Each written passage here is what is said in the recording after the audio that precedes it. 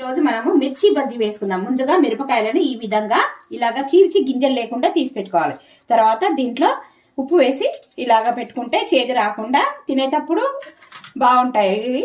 ఇప్పుడు ఇది శనగపిండి, కొద్దిగా శనగపిండి తీసుకొని ఇందులోకి వాము, వంట సోడా, ఉప్పు, కారం వేసి బాగా కలిపి వాటర్ పోసి కలుపుకుందాం.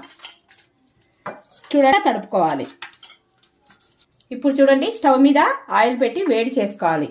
వేడి అయిన తర్వాత బజ్జీలు చూడండి ఈ విధంగా ఇలాగా కట్ చేసినాం కదా, దీనిలోకెళ్ళి ఇలాగ వేలు ముంచి ఈ విధంగా వేసేయాలి.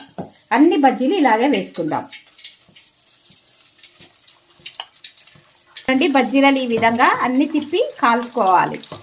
చూడండి, మన బజ్జీలు రెడీ. మీకు ఈ వీడియో నచ్చినట్టయితే తప్పకుండా లైక్ చేయండి, షేర్ చేయండి, సబ్స్క్రైబ్ చేయండి. వేడి వేడి మిరపకాయ బజ్జీ.